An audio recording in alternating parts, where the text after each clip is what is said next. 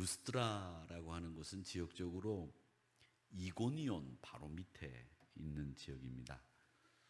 여러분 잘 보이시려는지 모르겠습니다만 이 구브로라고 하는 섬 보이죠? 구브로. 지금 이 구브로는 사이프러스라고 하는 예전엔 키프로스라고도 불렀어요. 근데 이 키프로스라고도 불리지만 사이프러스라고 부르는 것이 맞을 것 같습니다. 거기가 구브로입니다. 이 구브로 위에 여기가 루스트라입니다. 루스트라고 이고니온이 있고 버가, 여기 밤빌리아 지역, 길리기아 지역이 있는데 이 길리기아 여기 다소가 보이죠? 이게 바울이 출생지입니다. 길리기아 다소. 그리고 여기가 안디옥이고 요쪽 지금 보이지 않는 요쯤이 예루살렘입니다. 그러니까 지금의 이태리가 여기 있고 여기가 이태리 건너편에 크로아티아라고 하던가요? 요즘에 여행 많이 다니는, 그렇죠? 크로아티아이고 이게 아드리에 해입니다. 이 아드리에 해가 이탈리아와 크로아티아 사이에 있는 그 바닷가고요. 그 다음에 이 터키와 그리스 사이에 있는 바다를 에게해라고 부릅니다. 그러니까 에게해 진주 뭐 이런 음악이 있잖아요. 그 에게해가 그리스와 터키 사이에 있는 바다가 에게해다. 이렇게 보시면 됩니다.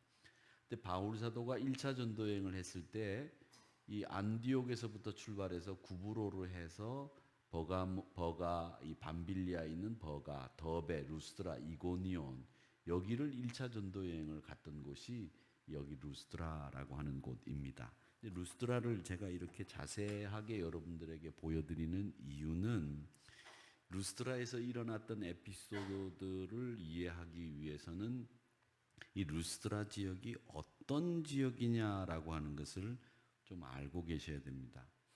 기원전 6세기경에 이 루스트라가 로마 제국에 편입이 됩니다. 그러면서 로마 황제 중에 제일 유명한 황제가 누구냐면 아우구스투스라고 하는 황제가 있어요. 이 사람이 자기 이름을 달에다가 넣었죠. 달에다 넣었습니다. 아우구스투스라고 하는 자기 이름을 1월 달부터 시작을 해서 제뉴어리, 페이브러리, 마치, 그 다음에 뭐죠? 준, 줄라이, 어거스트, 뭐 세프템버, 디셈버, 옥토버 뭐 이렇게 나가잖아요. 엉터리로 막 불렀는데 디셈버가 12월이에요. 디셈버가 원래는 라틴어로 10월이에요. 10월. 데카라고 하는 말이 열이라는 뜻이거든요. 디셈버가 10월이어야 맞아요. 그런데 디셈버가 12월이 됐거든요. 그 이유는 뭐냐면 황제 2명이 자기 이름을 거기다 넣었어요. 그 중에 한 사람이 아우구스투스예요. 그게 아우구스투스가 어거스트라고 하는 말인데 자기 이름을 거기다 넣은 거예요. 그래서 그게 8월 달이 됐죠. 줄라이라고 하는 황제가 자기 이름을 넣었어요. 7월 달이 됐죠. 그러는 바람에 이 데카라고 하는 이 디셈버가 12월이 된 거예요. 그러니까 여러분 아시면 됩니다. 근데 이 아우구스투스 때 어거스틴이라고도 우리가 미국식으로는 얘기를 하지만 아우구스트 황제 때 이 루스트라를 로마 제국에 편입을 시킨 다음에 영토를 확장해 나갔는데 아우구스투스 황제가 로마 황제 중에는 영토를 제일 많이 확장한 그런 황제죠. 그리고 난 뒤에 고대 황제들은 나라를 정복하거나 새로운 도시를 이렇게 편입시키면 거기에 살 사람들을 이주시키는 정책을 많이 했어요. 제가 지난주에도 솔로몬이 죽고 난 뒤에 북왕국, 남왕국 나눠졌다가 북왕국이 이스라엘이 멸망하면서 아시리아에 멸망하면서 그 아시리아 사람들이 이방인들을 아시리아 사람들에 의해서 북왕국 이스라엘 쪽에다가 강제로 이주를 시키는 바람에 이 유대인들이 혼혈이 됐다. 그 사람들이 사마리아 사람이다. 제가 그렇게 말씀을 드렸는데 이 루스트라에도 아우구스트 황제가 로마 제국에 편입을 시킨 다음에 고참 군인들, 우리가 그 고참 군인들을 버터란이라고 부르죠. 그걸 베테랑이라고 그렇게 부르는데 버터란이라고 하는 은퇴 퇴역 군인들을 단체로 이곳으로 이주를 시켰어요. 그래서 너희는 여기서 살아라 이렇게 이야기를 했습니다. 그래서 이 루스드라는 지배계층이 누구냐면 직업 군인들이었습니다.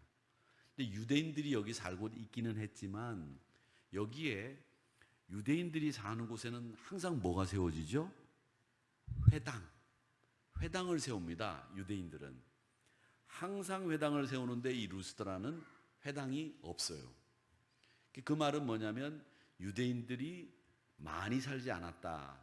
그리고 영향력이 유대인들에겐 없었다. 이런 뜻이에요. 루스드라에는 유대인들이 많지 않았어요. 로마의 직업 군인들이 많았고, 그 다음에 여기 이 루스드라에 사는 사람들이 루가오니아 사람들이 살았거든요. 루가오니아. 근데 이 사람들이 굉장히 무식한 사람들이었어요. 글을 읽는 사람들이 채 1%도 안 됐고, 뭐 고대 사회가 다 그랬겠지만 루가오니아인들은 아주 문맹에 가까운 야만인들이었기 때문에 로마에서 이주해간 직업 군인들이 거의 다스렸어요. 그리고 루가오니아인이라고 하는 원주민들은 로마 군인들에 의해서 지배를 받던 동네, 그리고 유대인들은 별로 없던 동네, 거기가 루스드라. 바울이 1차 전도 여행을 하면서 갔던 곳, 그게 루스드라. 그 루스드라에서 일어났던 일을 이 사도행전 14장에서 바울 사도가 기록하고 있었다, 이렇게 얘기입니다. 근데 오늘 여기 본문에 보면 바울 사도와 바나바가 갔는데, 바울 사도와 바나바를, 바울 사도는 헤르메스, 그 유명한 헤르메스 있죠? 여러분 아세요? 헤르메스? 뭐예요, 헤르메스? 헤르메스 가방? 예, 맞습니다. 그 헤르메스 똑같은 거예요. 맞아요. 헤르메스 가방입니다. 그 헤르메스라고 바울은 불렀고, 제우스, 신 중에 신을 제우스인 제우스를, 바나바를 제우스라고 부르면서 신격화했다라고 하는 이야기가 여기 나오는 이야기입니다. 그런데 이 사람들이 왜 복음을 전하러 갔던 바나바와 이 바울을 헤르메스 제우스라고 불렀느냐? 이유가 있어요. 그냥 불렀겠어요? 이유가 있단 말이죠. 그 이유는 성경에 기록이 되어 있질 않아요. 왜 이 사람들이 바울을 헤르메스라고 불렀고, 왜 이 루스드라 사람들이 바나바를 제우스라고 불렀느냐, 그 이유에 대해서 성경은 없고 다만 불렀다라고 되어 있는데, 그들을 신으로 그렇게 부르면서 그 앞에 와서 제사를 지내려고 하니까 바울이 옷을 찢으면서 그러지 마라. 나도, 우리도 너희들과 성정이 같은 인간이다. 우리한테 제사하지 마라. 이렇게 했다는 이야기가 오늘 본문의 이야기인데, 이 루스드라 사람들이 바울과 바나바에게 제사를 지내려고 했던 이유가 있습니다. 그 이유는 우리가 이제 성경 밖에 있는 이야기를 가지고 공부를 할 수밖에 없는데, 그 이유는 이 루스드라에 내려오는 전설이 하나 있었습니다. 전설. 그 전설이 뭐냐 하면 바로 제우스와 헤르메스에 관련된 전설입니다. 이 스스라고 하는 제우스, 옛날 성경에 스스라고 되어 있고, 헤르메스는 허메라고 하는 이름으로 옛날 성경에는 기록되어 있는데, 우리가 지금 새로 개역 개정 성경에는 제대로 제우스와 헤르메스라고 이렇게 기록이 되어 있습니다. 근데 이 헤르메스라고 하는 신과 이 제우스라고 하는 신이 어떤 신이냐 하면, 제우스는 신 중의 신이에요. 신 중의 신, 최고의 신이라고 보시면 됩니다. 그 최고의 신을 제우스라고 하는데, 이걸 로마식으로는 뭐라고 불렀느냐면 주피터라고 불렀어요. 우리가 또 이번 시간에 이런 걸 통해서 우리 교양을 한껏 높여 보자고요.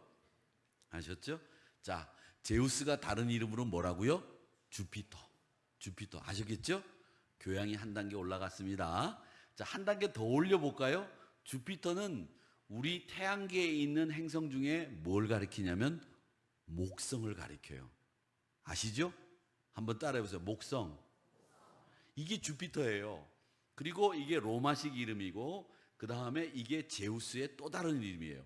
근데 여기까지 하면 이제 보통 품격을 이제 올렸는데, 품격을 조금만 더 한 번 더 올려볼까요? 어떻게 올리느냐? 주피터 그러면 뭐가 생각나세요? 음악 하시는 분들은 아실 텐데, 주피터 교향곡이 있습니다. 교향곡이 있어요. 모르시죠? 41번 C장조 맞아요?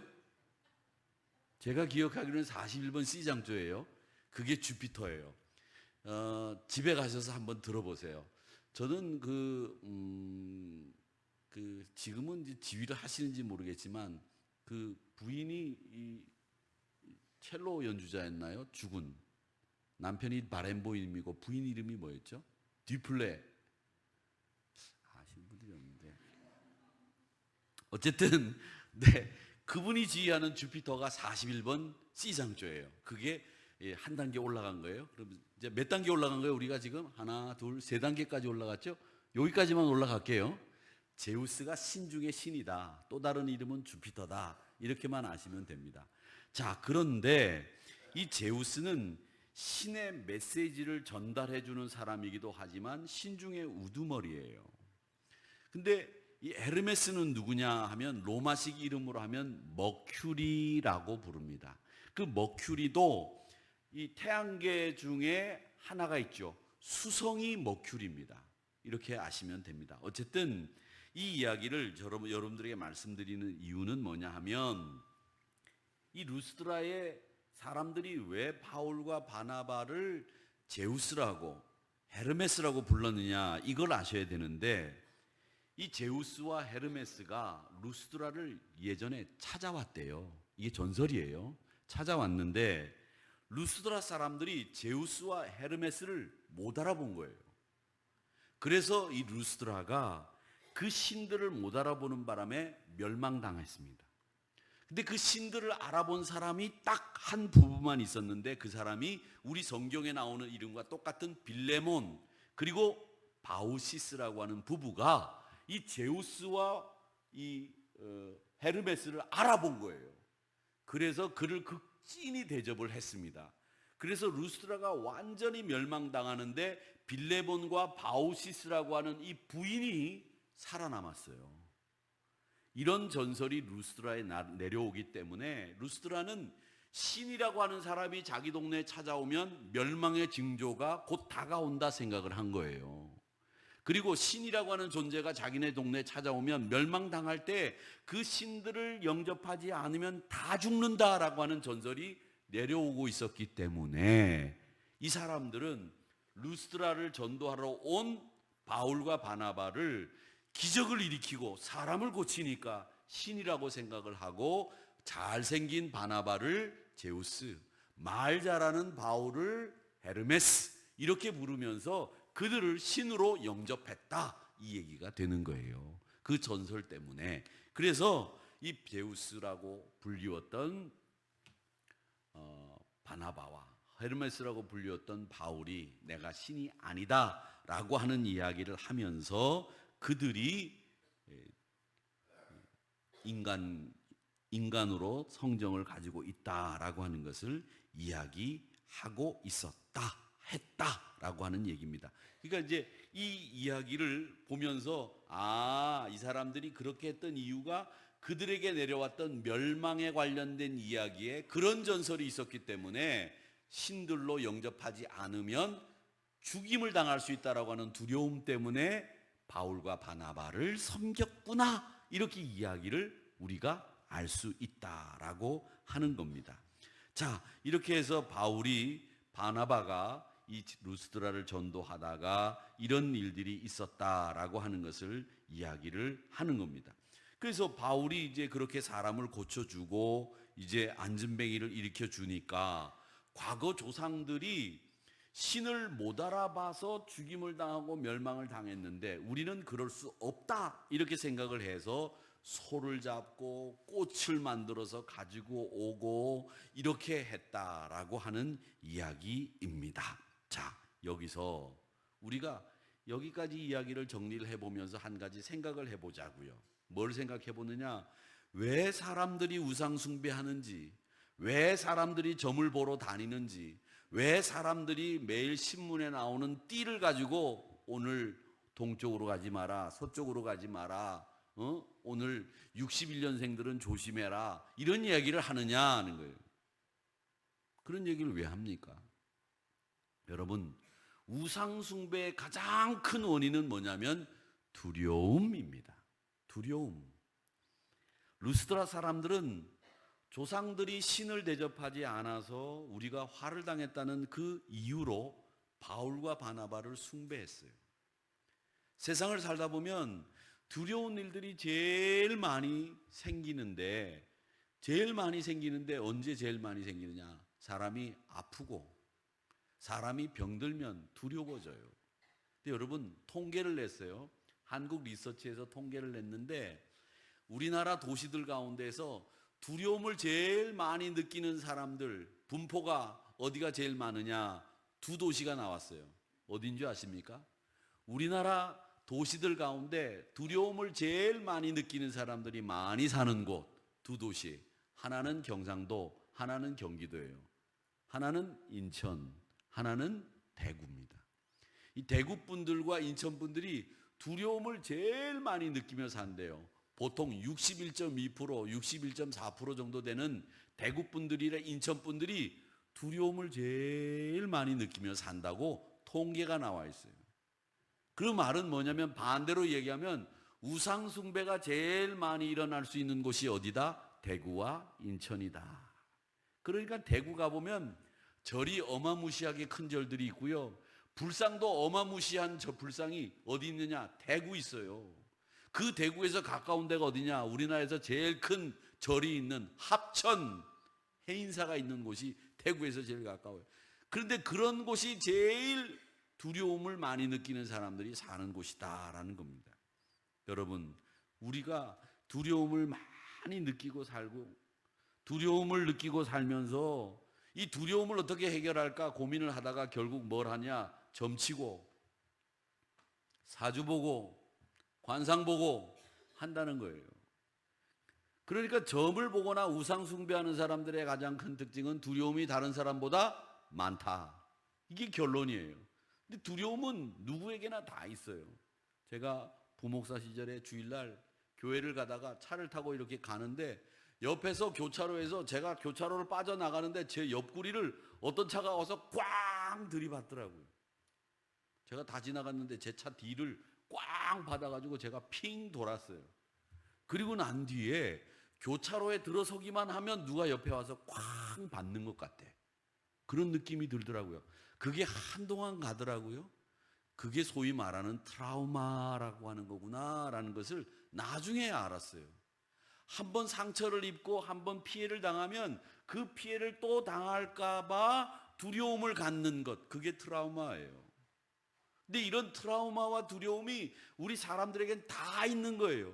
그 속담에도 나오잖아요. 뭐 보고 놀란 것은 뭐 보고 놀란다. 그렇죠? 저는 자라가 먼저인지 소뚜껑인지 먼저인지 잘 모르겠지만 어쨌든 자라를 보고 놀란 가슴 소뚜껑을 보고 놀란다. 이게 맞는 건지 소뚜껑을 보고 놀란 가슴 자라 보고 놀란다라는 것이 맞는지 잘 모르겠습니다. 어떤 게 맞아요? 여러분도 모르시네. 아세요? 뭐 보고 놀란 가슴 뭐 보고 놀래요? 자라 보고 놀란 가슴 소뚜껑 보고 놀란다가 맞아요. 그렇듯이 그런 두려움들이 사람에게 다 있습니다. 그 두려움이 생기면 자신감도 없어지고 이성적인 판단도 어렵게 되고 합리적인 생각도 떨어지게 되고 내 힘으로 어쩔 수 없다는 판단이 서게 되면 의지할 곳부터 찾습니다. 그래서 그 의지할 곳 앞에 가서 절하고 구부리는 거예요. 이게 무지의 결과입니다. 여러분, 신들을 대접하지 못해서 망했겠습니까? 그 신들을 대접하지 못해서 망했다고 하는 두려움이 루스드라 사람들로 하여금 우상숭배를 하게 만들었고 바나바와 바울을 제우스와 헤르메스라고 부르게 된 결정적인 원인이 뭐였느냐? 두려움이었다는 겁니다. 그 다음에 우상숭배를 하는 원인 중에 하나는 뭐냐면 어려운 소원을 이루려고 하는 욕심 때문에 사람들은 우상숭배를 합니다. 소원이 있는데 쉽게 이루어지지가 않아요. 내 힘으로 안 된다 싶으니까 어디엔가 빌어야 됩니다. 그래서 어디에다가 빌까 생각을 하다가 동네마다 선앙당을 만들고 동네마다 큰 나무에다가 붉은 새끼줄, 노란 줄, 빨간 줄 달아놓고 새끼줄 묶어놓고 그 앞에 가서 손이 발이대로 싹싹 빌고 그 선앙당 옮기면 큰일 나는 것처럼 생각한다는 거죠. 저 고령 합천 그쪽에 우리 성결교회가 여러 군데가 있는데 교회들이 굉장히 어렵습니다. 워낙 우상숭배가 심하니까요. 한 목사님을 모셔서 간증을 듣는 중에 목사님 교회 옆에 큰 고목나무가 하나 있는데 그 나무가 마을을 지키는 수호신이라고 동네 사람들이 생각한다는 거예요. 근데 목사님이 교회를 짓는데 그 나무가 서 있는 땅이 공교롭게 교회 땅이에요. 그러니까 목사님이 교회를 증축하려고 그 나무를 자르려고 달려드니까 온 동네 사람들이 나와가지고 그 나무를 못 자른다고 못 자릅니다 들어놓고 울고 야단을 쳐서 목사님이 교회를 못 짓대요.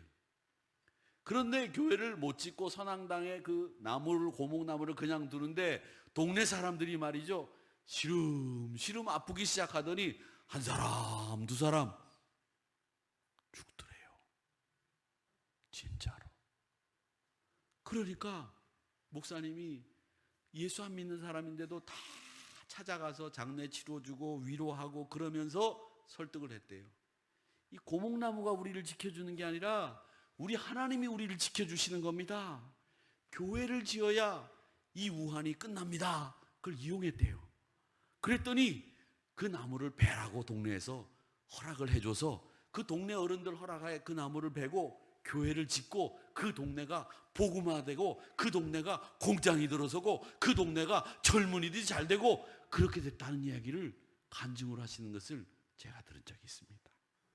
여러분, 어려운 소원을 이루려고 하는 욕심 때문에 치병, 장수, 새 집으로 이사할 때 잡기들이 따라오지 못하도록 옷을 찢어 걸어놓는 겁니다. 새집 이사하면 옛날 사람들 옷을 찢어가지고 바깥에다 걸어놔요. 그 왜 그런지 아세요? 저 혼집에 살던 잡기가 여기까지 따라오지 말라고 이거 보고 이거 따라서 너 저기 나가라. 그래서 찢어진 옷을 걸어놓는 거예요. 안 걸어보셨어요? 걸어보신 분들이 없으시구나. 걸어보시는 분들이 안 계시구나 우리 교회는. 근데 저기 아랫역 내려가면 걸어놓으신 분들 옛날에 많다고요. 그것만 있습니까? 자동차 사면 그 큰 실 사다가 그 핸들 밑에다가 주렁주렁 매달고 명태가 뭐라고 그거 먹어서 끓여 먹어도 시원찮을 걸 그 운전대 밑에다가 다 걸어놓고 그리고 그 앞에 가서 절하고 이게 우리나라 사람들의 자기 소원을 이루려고 하는 우상 숭배 중에 하나 아니겠습니까? 자기 소원, 욕망을 이루려고 하는데 자기 능력은 한계가 있고 내가 이루려고 하는 소원은 까마득하게 멀리 있을 때 어떤 신이라도 붙잡고 빌어보려고 하는 소원 때문에 우리가 우상 숭배하는 거예요. 그리고 우상 숭배는요 마지막으로 향락과 연결이 돼요. 오늘 여기 말씀에도 보면 이 루스드라에 있는 사람들이 이 신들을 섬기면서 다 향락에 빠져요. 제가 말씀드렸죠.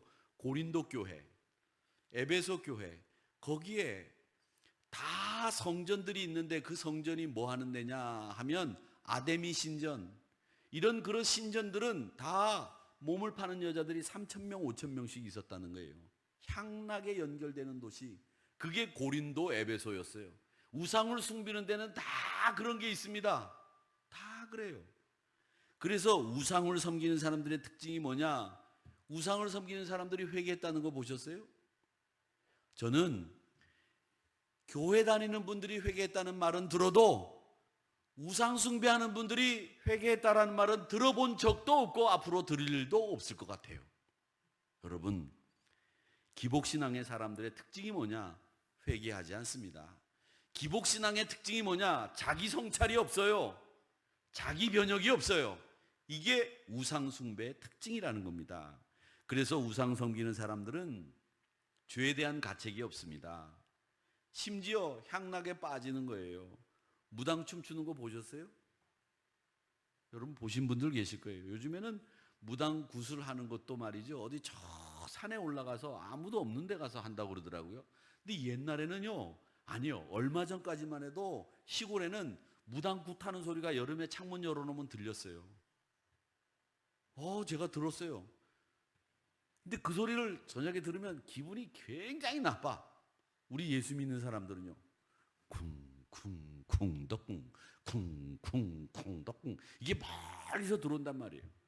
근데 서울은 그런 소리가 안 들리더라고요. 그런데 시골에 가면 아직도 그런 소리가 들려요. 진짜. 무당 굿하는 사람들이 있어요. 그런데 여러분, 그 굿하는 사람들 춤을 추는 걸 보세요. 신나게 춥니다. 신나게 춤추는 거 보면 빠져듭니다. 뭐든지 다 잘 될 것 같고 잘못 섬기면 벌 받을 것 같아요. 그런데 여러분, 내가 잘못했기 때문에 벌 받는다고 생각하는 이런 도덕적인 개념이 있는 게 아니라 제대로 우상을 섬기지 못했기 때문에 벌 받는다고 하는 생각을 하는 것이 우상의 잘못된 것이에요. 하나님을 제대로 섬기는 거, 그것 때문에 제대로 섬기지 못해서 우리가 벌 받는 게 아니잖아요. 우리가 하나님을 제대로 섬기는 것은 물론 당연하고, 우리가 하나님의 뜻을 순종하지 않으면 벌 받는 거지, 제대로 섬기지 못해서 벌 받는 건 아니거든요. 정확하게 말씀드리면, 내가 하나님을 사랑하고 내가 하나님의 뜻대로 살기로 작정하면 되는데, 이 우상은 그게 아니에요. 자기 회개도 없고 그저 잘 극진히 모시려고 하는 마음만 가지고 있어요. 그러니까 절에 다니시던 분들, 우상을 섬기시던 분들이 신앙으로 딱 바뀌어가지고 예수를 믿으면 이 신앙생활 할 때 예배 드리는 건 아주 참 극진하게 합니다. 그냥 예수 처음, 다른 종교 없다가 예수 처음 믿은 사람들은 신앙생활을 이렇게 경우 없이 해도 이분들은 경우 없이 안 해요. 목사 만나도 항상 조심하고요. 이 우상을 섬기던 분들은 항상 잘합니다. 아유, 목사님 안녕하셨습니까? 이게 인사도 허분히 하고, 요게 조금 문제가 돼서 그렇지 다른 건 아주 겸손하고 좋습니다. 그것이 바로 뭐였느냐 하면, 이런 이유 때문에 하나님을 섬기는 사람들이 아닌 우상 숭배하는 사람들은 이 향락과 연결되기 때문에 그렇다는 거죠. 성경 전체를 볼 때 하나님이 가장 미워하시는 게 뭡니까? 우상 숭배예요. 우상 숭배에 대해서만큼은 하나님은 용서가 없습니다. 다른 건 용서하셔도 이 우상 숭배만큼은 단호하시고 책망하시고 벌을 내리십니다. 인간들이 예나 지금이나 하나님을 대용품으로 우상을 세워놓고 끊임없이 엎드려 절하는 것, 그걸 하나님은 싫어하고 계시다. 이걸 여러분 아셔야 됩니다. 이런 이야기들은 여러 이야기들이 있지만 시간 관계상 제가 이야기를 빼고, 그러면 바울과 바나바가 왜 이 루스드라의 복음을 전했느냐, 이걸 우리가 한번 생각해 보겠습니다. 이런 이유 때문에 우상을 섬기고, 이런 이유 때문에 바울과 바나바를 제우스와 헤르메스라고 불렀는데, 왜 바울과 바나바가 루스드라에서 복음을 전했느냐? 이유는 하나, 우상을 버리게 하려고 복음을 전했습니다. 한번 따라합시다. 우상을 버리게 함. 복음을 전하는 건 두려움, 향락, 그리고 하나님 없이 사는 그 인생을 끝내게 하기 위해서, 우상을 버리게 하기 위해서 복음을 전도하는 거예요. 오늘 15절에 보면, 이 너희에게 복음을 전하는 것은 이 헛된 일을 버리고 천지와 바다와 그 가운데 만물을 지으시고 살아계신 하나님께로 돌아오게 함이라, 이렇게 얘기를 하고 있습니다. 그러니까 복음을 전하는 일은 헛된 일을 버리게 하기 위해서, 우상 숭배를 끝내게 하기 위해서 바울 사도는 복음을 전한다고 이야기를 했습니다. 우리나라에도 문화라고 하는 미명하에 우상 숭배가 얼마나 심한지 기독교 신앙인으로 볼 때는 정말 어마어마무시하게 이 우상 숭배가 극에 달아있다고 생각을 합니다. 여러분 아시죠? 우리나라 사람들이 점을 치고 관상을 보는 데 쓰는 돈이 9조래요. 9조. 1년에 9조. 여러분 9조 보셨나 보네. 안 놀라시는 거 보니까. 참 9천만 원 그러면 좀 우리는 감이 오죠. 9천만 원은 우리가 그래도 만져볼 수는 없지만 그래도 9천만 원은 우리하고 좀 비슷해요. 우리하고 이 얘기가 돼. 9억까지도 괜찮아, 그렇죠? 근데 9조는 우리가 이게 상상이 안 되는 돈이에요. 그렇기 때문에 어느 정도인지 가늠이 잘 안 되는데 그렇게 많은 돈을 점치는 데 쓴다는 거예요. 굿하는 데 쓴다는 거예요. 그런데 그 우상숭배 대부분인 왜 우상숭배를 하느냐? 욕심이에요. 욕심과 탐욕을 이루려고 하는 마음 때문에 우상숭배를 한다는 거예요. 여러분 신앙생활에 만약에 욕심, 탐심이 거기 개입된다면 여러분 신앙도 기복신앙이에요. 욕심이 개입되면, 탐심이 개입되면 자기 뜻을 관철시키기 위해서 그 뜻이 개입되는 순간에 그 신앙도 기복신앙이 되는 거예요. 분명히 아셔야 됩니다. 우리는 내 욕심을 이루기 위해서 신앙생활을 하는 게 아니에요. 하나님의 뜻이 이 땅에 이루어지다 이렇게 기도하면서 신앙생활을 하고 있지 않습니까? 그렇기 때문에 여러분 믿음 생활 하시는 것은 냉철하게 분명하게 내 욕심을 이루기 위해서 신앙생활 하는 것이 아니라 하나님의 뜻이 이 땅에 이루어지이다, 그것을 이루기 위해서 여러분 열심히 달려가시기를 바랍니다. 양다리 걸치지 마세요. 신앙생활 하면서 이사가는 날, 결혼하는 날, 뭐 하는 날 받으러 다니는 분들 계신다고 하더라고요. 신앙생활 하시면서 생사화복의 주인이 하나님이라고 하는 사실을 믿지 못하기 때문에 그런 일들이 생기는 거예요. 여러분의 생과 사와 화와 복은 누가 주관하시느냐? 하나님이 주관하시는 줄로 믿습니다. 하나님 이외에는 다른 사람 없어요. 하나님이 여러분을 꽉 잡으시면 여러분 염려 있다 없다? 없다! 확신 가지셔야 돼요. 신앙생활 하면서 말이죠, 두려움에 빠져가지고 전보러 다니고 이러면 안 된다는 거예요. 우상은 또 어떤 것이 우상이냐? 하나님보다 더 좋아하는 거 다 우상입니다. 출애굽기 20장 5절 말씀 한번 읽어볼까요? 그것들에게 절하지 말며, 시작. 그것들에게 절하지 말며 그것들을 섬기지 말라. 나 내 하나님 여호와는 질투하는 하나님인즉 나를 미워하는 자의 죄를 갚되 아버지로부터 아들에게로 3, 4대까지 이르게 하거니와. 질투는 우리 인간 감정의 질투가 아니에요. 열심이라고 하는 히브리 단어에서 파생된 단어이고요. 이 질투라는 말이요, 하나님께 열심을 내지 않으면 하나님이 싫어하신다는 뜻이에요. 정확하게 말씀드리면 질투 한번 따라해보세요. 하나님께 다시 할게요. 하나님께 열심을 내지 않으면 하나님이 싫어하신다. 그게 뭐냐? 질투예요. 질투의 정확한 의미가 그겁니다. 야, 나를 좋아하셔야 되는데 참 목사님이 나는 쳐다보지도 않네. 그리고 목사님은 김권사만 쳐다봐. 아유, 김권사 꼴보기 싫어. 이 질투죠. 이런 감정이 아니라는 거예요. 하나님 앞에 열심을 내지 않으면 하나님이 싫어하시는 거, 그게 질투예요. 정확히 아셔야 됩니다. 그러니까 하나님 앞에 열심을 내지 않으면 하나님 다 싫어하시는 거예요. 여러분 하나님 앞에 열심을 내시기를 축원합니다. 기도도 예배도 봉사도 예물드림도 열심을 내지 않으면 하나님 싫어하세요. 최선을 다해야 하나님 좋아하신다는 거예요. 그게 질투예요. 우상숭배는 하나님 앞에 열심 내지 않은 겁니다. 하나님 싫어하시는 일이에요. 그러기에 여러분 부디 빌기는 하나님 앞에 꼭 매여서 하나님 앞에 열심을 내시는 여러분 되시기를 주의 이름으로 축원합니다. 둘째로 마지막입니다. 복음을 전하는 이유는, 루스드라에서 왜 복음을 전했느냐?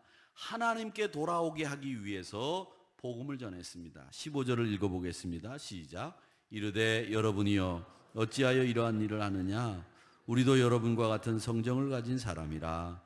여러분에게 복음을 전하는 것은 이런 헛된 일을 버리고 천지와 바다와 그 가운데 만물을 지으시고 살아계신 하나님께로 돌아오게 함이라. 이게 목적이라는 거예요. 사랑하는 성도 여러분, 아무리 헛된 것을 버려도 하나님께로 돌아오지 않으면 안 됩니다. 우리 전도하시는 분들 하나님께로 돌아오게 하시기를 주의 이름으로 축원합니다. 복음의 최종적인 목적은 뭐냐? 거기에 하나님께로 돌아오게 하는 것이 최종적인 목적이에요. 그러니까 사실 먼 곳에 있는 분 모시고 오세요. 한 분밖에 우리 교회 못 오셔도 만약에 그분이 예수 믿기로 작정하셨다면 여러분 열매 맺은 거예요. 그 다 된 거예요. 복음에 사로잡혀서 루스드라에 있는 분들에게 두려움을 없애고 복음을 전해서 정말 하나님이 좋아하는 일들만 할 수 있도록 하나님께 돌아오도록 이 루스드라를 전도했던 바울과 바나바의 마음을 가지고 전도하시는 여러분 되시기를 주의 이름으로 축원합니다. 아내가 좋아하는 남편이 있답니다. 이 이야기를 하고 끝내겠습니다. 아내의 명령에 무조건 복종하는 충성심 강한 돌쇠 같은 남편, 아내가 좋아한대요. 일하고 돈 벌 때는 개미처럼 부지런한 마당새 같은 남편, 아내가 좋아한답니다. 아내의 단점이나 잘못은 절대 말하지 않는 철통 같은 입을 가진 자물쇠 같은 남편, 아내가 좋아한답니다. 여러분 안 좋아하세요? 좋아하시죠? 모진 풍파에도 끄떡없이 가정을 지키는 무새 같은 남편, 아내가 아무리 화를 내고 짜증을 부려도 그저 둥글둥글 굴렁새 같은 남편, 아내와 대화할 때는 부드럽고 감미로운 수에게 고로쇠 같은 남편, 친구들과 밖에서 어울릴 때는 돈 한 푼 안 쓰는 짠돌이 구두쇠 같은 남편, 아내가 울적할 때 달콤한 노래로 달래주는 이문쇠 같은 남편, 그런 남편이 좋대요. 그래서 제가 이걸 하나님이 좋아하시는 성도로 각색을 좀 해봤습니다. 각색을 해보니까 이래요. 하나님이 좋아하시는 신자는 어떤 신자일까? 하나님의 명령에 무조건 복종하는 충성심 강한 돌쇠 같은 신앙인, 하나님의 일을 할 때는 개미처럼 부지런한 마당새 같은 신자, 다른 신자들의 잘못은 절대 말하지 않는 자물쇠 같은 입을 가진 신자, 언제나 다른 성도들의 마음을 열어주는 만능 열쇠 같은 신자, 모진 풍파에도 끄떡없이 교회를 지키는 무새 같은 신자, 신자들이 아무리 화를 내도 짜증을 부려도 그저 둥글둥글 굴렁새 같은 신자, 다른 신자와 대화할 때는 부드럽고 감미로운 수에게 고로쇠 같은 신자, 하나님을 찬양하는 데는 항상 앞장서는 이문쇠 같은 신자, 그런 신자가 여러분 되시기를 주의 이름으로 축원합니다. 빌립보서 1장 18절의 말씀에 보면 그러면 무엇이냐? 거칠애로 하냐 참으로 하나 무슨 방도로 하든지 전파되는 것은 그리스도니 이로써 나는 기뻐하고 또한 기뻐하리라, 그렇게 말씀하셨습니다. 사랑하는 성도 여러분, 우리가 무엇을 하든지 전파되는 것은 곧 그리스도라고 하는 것을 기억하시면서 이 그리스도를 전파하기 위해서 너도 나도 이 파인넷 전도운동에 전도 대상자들을 초청하고 그분들을 위해서 기도하는 이 한 달이 되시기를 주의 이름으로 축원합니다.